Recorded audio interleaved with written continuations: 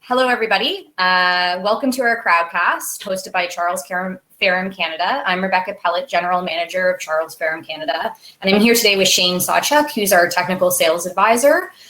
This is now the second roundtable that we're hosting. We had done Harlequin a few months ago. Charles Faram, for people that are new and don't know about us, we started in the UK in 1865 as a hop merchant and factor.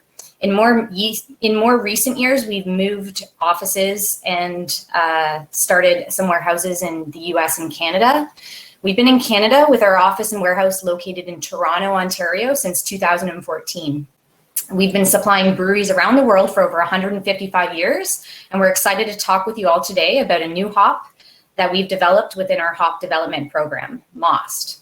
This is the first time Most has been used in Canada, and we're very excited to see what the 5 brewers at 5 different Canadian breweries have created using this new proprietary variety. I'm going to throw it over to Shayn now, who's going to talk a little bit more about the development program, the hop itself, and about what we're going to do for the rest of our Crowdcast. Awesome. Thank you, Rebecca. I'm just going to blow up the slideshow here. Perfect. So thank you all again for coming. Really nice to see everybody here. We got lots of familiar faces registered on the Crowdcast. That's awesome.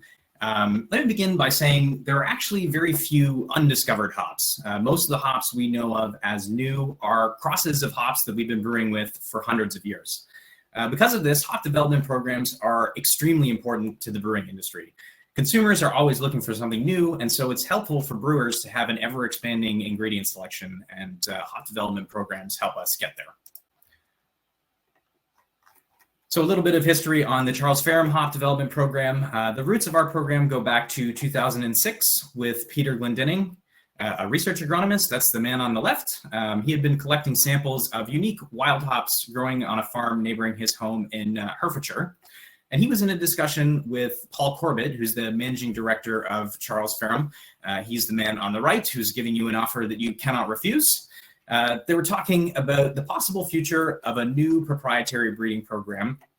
And Paul challenged Peter to grow super aroma varieties in the UK. Peter told Paul it was impossible due to the climate, and then he immediately set out to prove himself wrong. So Peter begins experimenting and crossbreeding Cascade in an attempt to create something new. Paul was impressed by his results, and in 2012, the Charles Faram Hop Development Program was born. So our program has 2 main goals. The first of which is to improve the agronomy for growers. So we aim to breed more agronomically viable alternatives to existing popular hops with the purpose of supporting the growers and fulfilling the needs of brewers looking for traditional flavor and aroma profiles. The second of which is to increase variety for brewers. So to push the boundaries of what is traditionally thought of as the flavor and aroma profile of UK hops. And we do this by breeding plants that display unique New World qualities. So while these varieties have more modern fruit-forward characteristics, they also retain the typical attributes of UK terroir. Since our first release, we've released about 1 hop every year. So in 2013, there were Archer and Jester. Jester was the Cascade cross we were speaking of earlier. In 2014, there was Olicana. In 2016, there was Godiva. In 2017, there was Mystic. In 2019, there was Harlequin. And you can see they kind of run a full span of flavor and aroma profiles. And now finally, in 2020, we're releasing Most. So Most is the first hop from the program to be grown outside of the UK. And the Czech farms on which Most was grown work closely with Dr. Jindra Krvanek.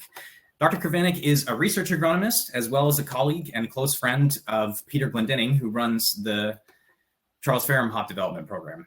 Together with Jindra and his business partner, Petr Krosner, Glendinning decided to perform an experiment and grow English-bred hops on Czech soil. Due to the differences in climate, disease pressures are limited in the Czech, and that means that there are less constraints when choosing which crosses may be viable to grow. So the cross that was chosen was a sibling of both Jester and Olicana, and it developed into Most. Most is the name of Dr. Krvanek's hometown, and it means bridge in Czech. It seemed a fitting title for a hop whose heritage spans 2 countries. Now, Chemical analysis can be performed to help determine a hop's brewing potential, but the only real way to know what they're like is to try them out. And that is why you, the brewers, are an essential part of our hop development program. Your feedback from trial brews like this one go a long way to improve our understanding of our own product and the diversity of its applications. It helps us bring new hops to market faster. Your partnership is the first and last step in the process of taking a hop from a test seedling to a flavorful ingredient, and we thank you for your participation. So for our guests who are out there who were not involved in brewing a beer for this event, we wanted to let you know that there were no restrictions put upon the brewers, except that their beer must contain moss hops. It can contain any other ingredient they want, other hops, whatever malt they feel like. And then I guess the other restriction that we did put on was that no two brewers could make the same style. And we did this because we wanted to see, the differences when you put the hop into different beers. And if everybody kind of ended up brewing the same thing, then you lose a little bit of the fun of the experiment. So I'm going to close the slideshow now, and we're going to be able to invite up one by one our speakers. So let's start with Sam from Sawdust City. Thanks for having me. I'm happy to be here, and we had a lot of fun making the flapdoodle this year with this new hop. It was a fun experiment, and we're glad we were able to take part in it. Awesome. We're happy to have you. So just to get in, my name's Sam Corbet, brewmaster at the Sawdust City Brewing Company.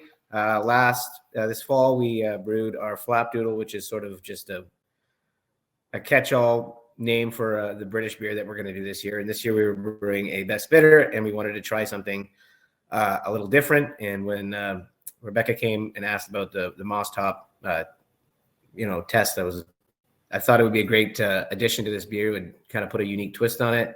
When she mentioned there was a little bit of that strawberry and sort of red fruit character, I thought that would play well with a little bit of the caramel malts that we have in the best bitter. And so for the beer itself, it's pretty traditional, straightforward best bitter. The other two hops in it are Fuggles and East Kent, and then we used a lot of Maris Otter.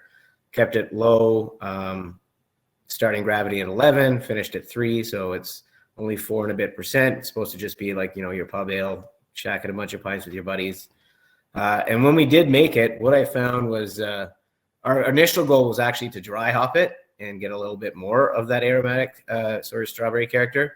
But when we brewed it, it was when we opened the bag, immediately the aroma of the hops were, big and green, and you really got that intense, fresh aroma. So we did the 5 kilos in the whirlpool for a 28 hect batch, and it was more than enough when it finished. It would have overwhelmed the beer, I think, had we dry hopped it. It was a lot more powerful than I sort of anticipated. I think maybe in the past, using British hops, sometimes it's not like, the Northwest US hops where they're in your face. They're sort of more just a part of the beer, and they're not sort of so big. And then when this hop was so large and sort of took over, we decided not to dry hop it. So this is that was one change we made during the process, but everything else, I thought turned out great. People seem to respond really well to it. I kind of like that sort of fruity character on the nose, and you can sort of taste it as well. I quite enjoyed it, and that's our experience with Moss. That was a story I had shared with our UK counterpart, Sam, when we were up on the brew house. And we were obviously trying to be as socially distant as we could be. And I opened the bag, and from, 2, 3, 4 feet behind me, Sam goes, "Whoa!" We could smell it right away, even with you behind me and masks on. So. Yeah, and it was you could, even the look of the hops are very bright and green and fresh. And as soon as it hit the whirlpool, it was like the brew house filled up with that sort of really big aroma, and it was quite pleasant. I mean, this beer was packaged a while ago, I think back in end of September, early October. So it's been around a while, but it's still retaining a lot of that, the hop. And I think it's, because of the type of beer it is as well, sort of as it mellows, it sort of lends itself a little bit better to make it even more drinkable. That's great. We really enjoyed the beer. I think the flapdoodle, it does the Brits proud. I don't know if any of our UK colleagues are in the audience, but we do intend on sending you a couple of cans, and hopefully it brings a nice tear to your eye in the best way possible. But I think you did the style justice, Sam. Thank you very much. I appreciate it. It was a lot of fun. Sorry, Sam. Go ahead. I just want to say it was a lot of fun, and really appreciate you guys having us in to do this. Awesome. We got Paul in the chat, head honcho Paul Corbett, asking if any of the strawberry flavors came through in the beer. I think so. I really got a lot of red berry initially, and that's why we didn't dry up it. I was like, dang, this is like right up in your face at the beginning. Like, and the amount of weights we typically use, this wasn't a lot. I mean, it is a lighter beer at 4%, but there is still a lot of malt quality to it. But I didn't want it to be overwhelmed because this beer is supposed to be something you can have a bunch of. But and sometimes if you overhop something, it kind of cuts into the drinkability. So that's why we decided not to dry hop it. It was enough. It didn't need any more. It was the most we needed. Nice. Awesome. Thank you very much, Sam. No problem. Next up, Jeff from Collective Arts, who is, booing disdainfully from the audience, but we'll bring him up here. Hey, Jeff, how are you? Good. How are you? Sorry, Sam. I had to boo that dad joke. It was. Hi, everybody. I'm Jeff. I'm the head brewer at Collective Arts Toronto Brew Pub. I've been the brewer there since we opened last October. And yeah, it's basically just our R&D kind of place, and get to do a lot of stuff that we don't have the time or the capacity, or it's too niche to do in the Hamilton facility. A lot of loggers, things like that. And so when Shayn came by and asked me if I was interested in doing this, and he told me it was a Czech hop, I didn't think about the pedigree. I was just like, I like brewing Czech beers. I've done a few 10 and 12 Plato Czech beers. And I thought, well, okay, I'll try a Czech dark lager. I'd wanted to do that for a while. And it was a good excuse to convince Ryan to let me brew a Czech dark lager, if anybody here knows Ryan. Yeah, so it's double decocted, and I lagered it for about a month and a half or so. I get the extra week you gave me was good because I think it really rounded it out. But much like Sam, this is also it's 100% mossed. So I used mossed 4 times to the boil, 90-minute boil, and then did a whirlpool edition and cooled down the whirlpool to 82 before adding it, kind of like what we do with a lot of the hazy IPAs we brew. Because theoretically it worked out to 45 IBUs, which I wasn't expecting it to be quite as high alpha as it was when it showed up. I was assuming around 7 or 8, and then you brought them and they were like 10 and then 10.25 or something like that. So I had to do some readjusting. But I wanted to do a reasonable whirlpool edition to try and get some aroma, which of course is not very traditional for Czech dark lagers at all. But after rubbing it, and I did get a lot of kind of fruit aroma, and I think especially like red berries and a bit of black currant, and also what I think is kind of almost like a little bit of like cocoa powder, which I thought at first was just the dark malts I'd used, but I just had the flapdoodle, and I noticed a bit of that in there too. So I wonder if that's from the mossed. It does remind me a lot of Jester. I brewed a bunch of beers with Jester in the past. I did an old Jester English IPA a number of years ago. And it has some of that kind of fruity punch mixed with a bit of like the woodiness and earthiness that you usually kind of associate with English hops. Yeah. Remember when Shayn came by and helped throw some of the hops in. I think he came by when I was in like hour 8 of the brew day or something like that. I was there at the very beginning. I don't know what you're talking about at hour 8. I clocked in with you at 5 a.m. Yeah, that's right. But I find there is a lot of red berry on the nose. And like Sam, I initially was thinking of dry hopping it as well. And then after trying it in the fermenter, after primary and a couple weeks of lagering, I decided against it. Just because, again, I thought it had more than enough aroma from the Whirlpool editions, and I didn't want to go overboard, especially in a style like this, which I think it might have just been overpowering. I always try and strive for balance when I'm not brewing hazy IPAs or kettle sours. Everything else can be balanced, but yeah. So yeah, I really appreciate being included. I mean, I like English hops and I like English beer, but I think this would be the hop. I think would be interesting in like I was thinking about it before we logged on, even in some like Belgian styles, like maybe a Oud Bruin or a Flanders Red or something like that, just to complement all the fruitiness, obviously not in the traditional way, but I think it works really well in the dark lager, and I think it would be good in the English brown ale as well, or something along those lines, or even English IPA mixed with something else that's maybe a bit more of a high note of like fruit and pine or something like that. But I really like the red berry aromas of it. Cool. Thanks, Jeff. I don't know if it's trade secret or not, but you said double decocted, and I heard a little bit about the process that you undertook. So this is a double decoction on a 2-vessel brew house. So it's not exactly your traditional double decoction. Do you want to share with everybody what it is you do? Because the first time I'd ever seen it, and I think that it does lend a unique sort of malt complexity to the couple of beers I had that you said you produced in that fashion. Yeah. So it's just a little, as Shayn said, it's a little 2-vessel brew house, mash lauter tun, and then a kettle whirlpool. But the mash tun is jacketed. So I basically do a small mash. Say if I've got like 300 kilo grist, it's a 12 hex system.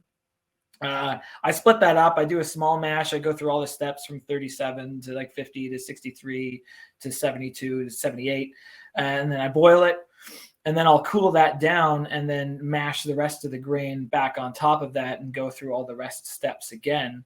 And then I'll pull off the first wort and boil that in the kettle and then send that over to go to the mash out temperature of once all the goods are in. It works. It's laborious, but I like doing silly traditional brewing stuff. I mean, I think it adds something, especially in darker beers. It also gets me better efficiency on that brew house than I'm used to getting. The beers just seem rounder. They clarify better.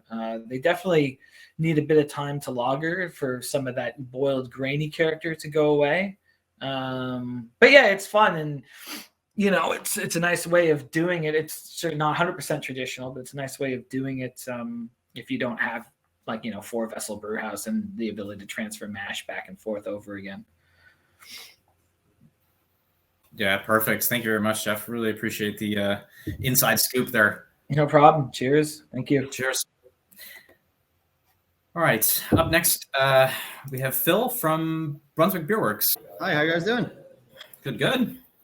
I'm over here in the Brunswick tap room, so you might hear a dog barking or two, or maybe somebody coming in and out yelling my name. But we're glad to be on this trial here. It was kind of interesting. We brewed our Winter Summit, we're calling it. It's a Helles Bock. And the idea here was I was working with Habil, who and Christian over here is the brewmaster. So we were talking about how to do something with, again, like using only the most hop. And so we did the Helles Bock style. It's a little bit higher in the ABV for wintertime, a little bit of a warmer. And we used some in the first wort. We used some for bittering. We used some in the whirlpool and a dry hop. So we got a little bit all over the place. I know that I think when we were first brewing it, the smell of it was really strong. And I think by the end, like we packaged it a couple weeks ago, we've got I think a little bit more of like an herbally flavor there as well. I don't know if anybody else picked up on that, but yeah, it was interesting and glad to be a part of that. Awesome. And you said you did a bit of a dry hop on this one as well? We did. It's pretty small, but we did dry hop it as well. Just a few grams per liter, or like 2 grams per liter or something like that. It was very, very small. Enough to say you did it. Yeah, just because we wanted to like put them in every step of the way there. Awesome. I wonder, with the dry hop edition on this one, I know both Jeff and Sam said that they opted not to dry hop their beer. And I noticed in the Brunswick beer as well, and one of the other beers, which I know was dry hop, that you do get a little bit more of a kind of yellow fruit character. Like the Winter Summit beer to me in particular presents like a nice peach or like nectarine type character.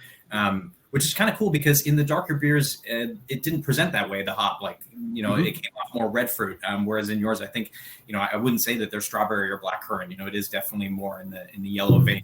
I agree. Yeah, because of the smell when we were brewing with it was a bit stronger than what we ended up with in the beer. I think probably maybe because of that dry hop, but either way, we still like it over here. Yeah, awesome. We're always just curious to find out, if certain applications make it present in a different fashion. It's good information for us to know. We tell people if your beer is pale, you maybe be able to expect this, or if you dry hop, you can expect this. So it's a nice little point of difference, I think, in the Brunswick beer. Yeah, I mean, we didn't use very much malt. We kept it very basic intentionally to see what the hop was going to do. So it was just 2-row and like 5% flaked wheat in there. Just very, very simple. Great. Anything else you'd like to add, Phil? That's all I got over here. All right. A small word, sorry. Yeah. All right. Next up, we're going to have Scott from Quayle's Brewery. Thanks, Phil. Afternoon. Hey guys, how we doing? Good. That's good. My name's Scott from Quayle's Brewery. We're north of Barrie, in Oromodonte, a bit of a farmhouse brewery. Just about the brewery a little bit. So yeah, we have a farm. We grow our own hops. We have about 6 varieties on 12 acres. We have a 4-hec pallet system, as well as a 30-hec production system. About the hop. So we got the hop in. We gave it a rub. We definitely got that berry character.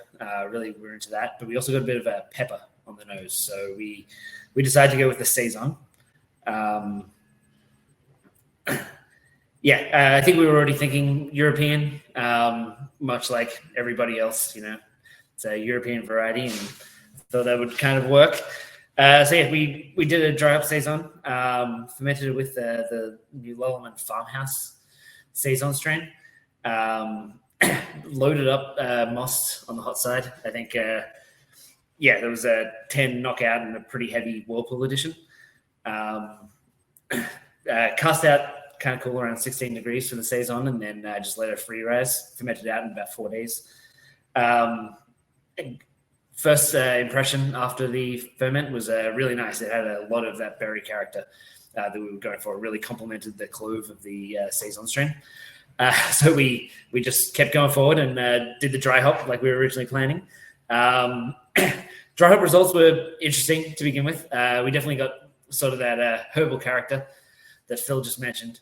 I was sort of attributing it to like a cumin kind of aroma that I felt like I got. So we actually ended up spicing it as well, just to kind of play off that spice character. So I added grains of paradise and a bit of lemon peel as well, just to sort of brighten it up and give it extra spice levels. That's pretty much the beer. It's interesting because I had tried it prior to the dry hopping, so it's a much different beer than what we had tried when I was there last time. But I really like it. Yeah, I dig it as well. Like, obviously, it's less of a showcase of the hop once I added the other spices. But I definitely think it would have been really nice if I kind of stopped like the other guys and left the dry hop out. But I still really like where it went. The cumin that I got up front kind of dropped out with the yeast. So I probably was a little hasty as far as spicing it. But I do really like the way it turned out. So I don't think it's overspiced, though. I quite enjoy it. It's quite balanced for a Saison. Yeah, it's very yummy. Well, thank you. Yeah, the spice character, the yeast character is kept in check. I think it's always a nice balancing act with the Saison when you do get a little bit of hop aroma coming through, in addition to all those esters and phenols supplied by the yeast. And I think you did a really good job. Like, with a hop that you're not totally familiar with, your first time brewing, and with that hop, and even deciding to change it up halfway through and throw in the spice additions, in the end, it still comes out with a really, really good balance. Jeff in the audience is asking if you can condition it. No, that sounds way too hard. No, we just force carved it to about 2.7. It's definitely something we played around with, but it's that's a space issue as well that we just don't have. Nice. Yeah, there you go. It's very true though. It looks great in the glass. It's very clingy and awesome. Must be those quality hops. It's got to be it. Thanks for the free plug on that one. All right. Anything else to add, Scott? No, overall, like it was a really good experience. I really like this hop. It's really cool trying all these beers next to each other. You can really see it coming through, especially with the big hot side editions. I think that berry is really coming through in this beer in the same way it was in the darker beers. Really neat. Thanks for inviting us. It's really cool. Thank you very much. All right, so we did have some difficulties getting Duncan connected. Duncan from Mascot Brewery. We're going to try and invite him up one more time. If that doesn't work, Duncan, I'm going to do a little explanation of the beer as I remember being there brewing it on brew day. And please feel free to stick anything in the chat that you would like to add, but I did send you a prompt, so hopefully you can get on this time. Fingers crossed. Yeah, so Duncan's having some trouble connecting. He's just saying in the chat there, unable to connect. So Duncan, I'm just gonna dig in and start doing a little bit of a story for you, and please feel free to toss in any feedback you have in the chat, and I'll read it out for everybody so that they can get the full scoop. Anyway, so at Mascot Brewery, Duncan and the owner Aaron, they opted to brew a dry hop lager. That's it there. That is a big lager beer. And lager is something that they're quite interested in at Mascot. They're working on doing some more sort of different, less traditional lager styles, and I think this kind of fits into their portfolio quite nice in that sense. The beer was loosely 50-50 Pilsner and Maris Otter, if I remember correctly, and there was some small additions of, I think, like a Carafoam and an oat malt, Duncan. And then it was all mossed on the hot side, I believe a small bittering edition, and then quite a large Whirlpool edition, fermented out with 3470 and finished with a split of mossed and Equinaut in the dry hop. Is that correct? Just going to give him a couple seconds here to respond. So 3 kilos in the Whirlpool for 14 heck. Yeah. And do you remember what the split was for the dry hop? I think you said it was 60-40 or 70-30. About so. So yeah. So in favor of the moss, but with a bit of Equinaut to support it to the tune of 10 grams per liter, which is a fairly juicy dry hop, especially for lager beer. So this one sits at around 5.5%. I think you do get a lot of the yellow fruit character from the moss in this one, as well as a bit of the herbal quality that everybody's been talking about. I think the Equinaut contributes a nice little tropical note to it, and a bit of peppery character too. I do get like a sort of papaya kind of note in the aroma and the flavor as well. I don't think that that's attributed to the moss or to the yeast, so I think you can kind of view those independently. Duncan, anything else to add for your beer? All right, I see radio silence for the time being. Duncan, please feel free if you have anything else to add, just stick it up in the chat there at your leisure. Second, the Whirlpool aroma is amazing. Yeah, quite impressive. Yeah, it seems to be a trend that as soon as it hits hot wort, it expresses a lot of flavor. So that's great. Awesome. Duncan, I apologize for technical difficulties here. It's too bad we couldn't have you up on video and audio. But you did a pretty good job of supplying the details in the chat there. Thank you very much. And then, so that was the 5 breweries that we invited, and somebody got really ambitious and decided to brew a second moss beer, and we were super thankful for it. Sam rushed in at the last moment to provide us with yet another brew, so we'll get him back up here and he can talk about the second beer that he brewed. It was really great to see the level of enthusiasm from the brewers. Somebody willing to go out of their way to make a second beer for us was outstanding. And he was really keen to talk about the differences in how the hop presented. So we'll get him back up here. Hi, guys. How you doing?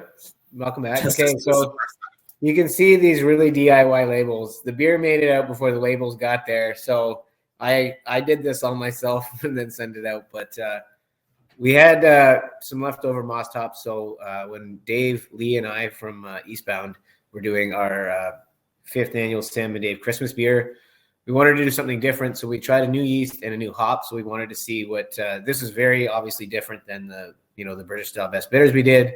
So we were shooting for a farmhouse style ale on this one. We used the Jotun Saison Kvike blend from Escarpment to ferment it, and then we use the moss hops, hoping for some sort of fruit character to go along with the fruity spiciness of the yeast. So we just did Whirlpool and dry hop editions for this one. So again, a little bit utilized differently.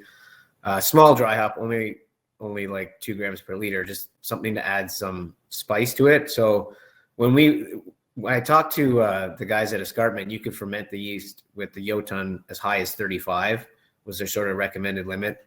I went on the lower end and started at 28 and did the main, first couple of days at 28 because I didn't want it to be a super fruit forward bomb. Like they had sort of said, it's fruit salad if you go hot. So I wanted to keep more of the spiciness to it, which at the beginning it did. And then we let it, once we were down pretty low, we let it free rise up to, it got as high as I think 32 after we let it free rise. But we dry hopped it actually cold because we wanted that spice more than the fruit. But over time, as I tried it last weekend, I get a lot of like cantaloupe and melon, like way more melon character than anything. I don't get a lot. Even the spiciness that was really prevalent at the beginning seems to have faded into sort of this nice, more fruitiness, but not red in any way, at least in my estimation. I get a lot of like melon and cantaloupe and a little bit of like that Belgian character, stays a little peppery, but not, it was so peppery at the beginning and then it sort of faded into fruitiness. I don't know. What do you guys think? It's also 8.5%. So and doesn't taste like it. No, it's very dry. It finished at 2 Play-Doh. So it dried out. There was quite a bit of malt in there too. We had some Vienna and some rye and Pilsner, but we wanted like the rye and the hops and the yeast to play on that spiciness. The first thing I got was ripe cantaloupe when I tried it a while ago. Yeah, which was interesting after getting the red berry off of your previous brew, right? Yeah, and that's it. So this is all moss. Again, it's not an overly hot beer. It's a farmhouse style sort of whatever new thing, but I like it. It drinks. It feels like a holiday beer. I think there's like sort of like an alcohol warming to it with a nice fruity bouquet. So I think it works. But very different than the other, how it presented in the other one. Very different. I found it interesting that 2 brewers went with saisons. I wasn't expecting that going in. That 2 out of 5. Well, I guess 2 out of 6 because you made 6 beers. Would have gone with the saison. Well, I think like when it was explained, it had that fruity character, but also a spiciness to it, and that was what I wanted to get on this one.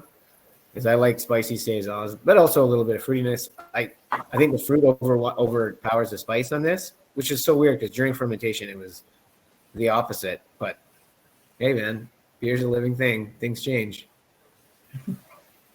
Scott from Quayle is saying he's feeling that it's sort of a hybrid Czech UK hop, which is really interesting. And yeah, Sam, like you said, I think even drinking the 6 beers side by side and tasting the way that the hop presents in each one, I think there is a pretty distinct difference in the way it presents in some of these lighter SRM beers versus in the darker ones, and how maybe dry hopping plays into that a little bit, but. Yeah, it was really, really cool to see, knowing it's the same brew house and the same sort of inspiration, I guess, if you will, behind the mind behind the recipes and how different the hop just in application kind of turned out to be in different scenarios. So it's really, really cool. Thank you very much. Yeah, well, happy to be a part of it. Like I said, this was great. And it's always fun to try these new things and see where it takes you because, sometimes when you're producing the same thing over and over, you just need a break to try new things and experiment, and it gets you in touch with the sort of reason you started doing this in the first place. Awesome. Thank you very much, Sam. No problem at all. So while the presentation was going on, there was a question asked in the Ask a Question section. I thought it was a pretty cool question, so we're going to read that out loud here. Phil, who I'm assuming is Phil from Kitchissippi, asking if any breweries in the Czech Republic had trialed with the hop. Thankfully, Paul, our MD, is here to answer that question because I would not know the answer to that, unfortunately. But Paul says both Budvar and Clock Brewery have used it to really good results, and that it sounds like we ought to be growing a bit more most, which I think is a pretty good idea. Paul now asking if any of the brewers think it would work well in New England IPA. Brewers, if you'd like to voice your opinion on this subject, please feel free to use the chat box down in the corner there and let us know what you think. I think the closest beer that we had to a New England IPA would have been the Mascot sort of heavy dry hop lager, and the way that Moss presented in there was certainly interesting and definitely different from the way it presented in some of the other beers. Jeff saying red or black IPA. Sam seconding that with the red IPA. Yeah, it's could be interesting in sort of a maltier, almost more English fashioned IPA, where some of that red fruit would be really nice. Yeah, interesting comments. People saying it from Scott, not creating much haze is kind of an interesting point. I guess that's something you're really after with the New England IPAs, obviously. And Jeff saying benefiting from some malt backbone. That's great. If anybody in the audience who didn't get a chance to brew a beer has any questions for any of the brewers, please feel free to type that out now. And brewers, if you have any questions for each other, I know we didn't really get an opportunity to interact much when folks were on stage, but if you do, please feel free to stick that in the chat box, and we'll read out some answers as they come up. And I also have to apologize. I did not show the Flapdoodle can or the Collective Arts Czech Dark Lager label, so I will do that now for those that didn't get the beers. Thanks, Rebecca. Some really great cans put together for this too.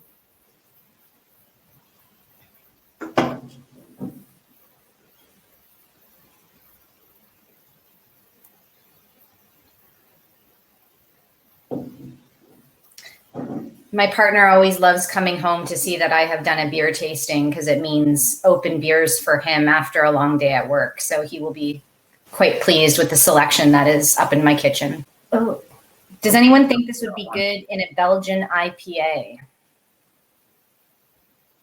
That's interesting. Kind of style we haven't heard from in a while. I don't remember the last Belgian IPA I saw on a shelf. Kind of a unique point though, because we did establish that it works well in the Belgian beers, and that some of the fruit character might be nice in IPA. Sam saying perhaps a double, yeah. We could try that, Sam. Up next. I can bring you some more. Belgian OPA.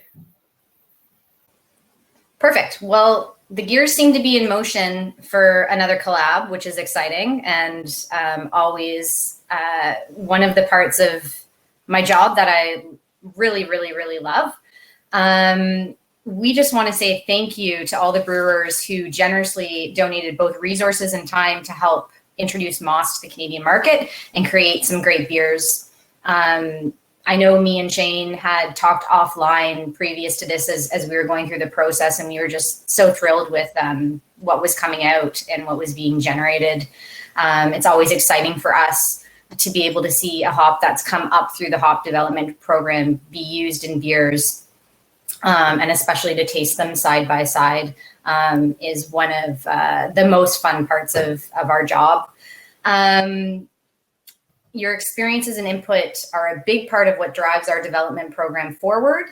The feedback helps us to be better and grow better and get you guys the hops that you need to make the beers that you want. So again, we're just extremely thankful for that. I think we've got some more questions coming in though, as I'm babbling on with my thanks. Paul was actually just talking. So the other part of the Moss collaborations is actually happening overseas. So we had a collab that Paul attended along with John Stringer, who's one of our sales reps in the UK, over at Bohem Brewery in London. So it's actually a British-based brewery that does all Czech styles and owned and operated by Czech brewers. And they did a decoction mashed, it sounds like Czech pale lager at Bohem, and their feedback was strawberry spicy. Can't wait to taste the results. That sounds in line with what we're experiencing here, and probably another excellent brew for around the fireside with friends. And then, if there's no more questions, we also just wanted to thank all of our guests. As always, we appreciate your support, and you hopefully got a good feel of our newest hop, what it's all about, how it brews. and maybe you're interested in using it or experimenting it with yourselves. I'm going to put mine and Shayn's contact information in the chat. So feel free at any time to reach out to either of us or both of us. We're always happy to take questions, whether it's in the vein of our hop development program or any other questions. Did you want to add anything, Shayn? Just that if anyone else wants to share the crowdcast or you want to view it later, you can use the same link that you used to join today. That stays there forever. So this is embedded in history. We hope you all behave yourself. Paul wanted to extend his thanks from our UK department. Thanks to all the brewers and all their hard work. Again, echoing from what I said in the beginning, you are sort of the first and the last step in our hop development program and in quality control for what we're up to. What we do is driven by your feedback, and your feedback drives what we do. So thank you. Thank you very much, everyone.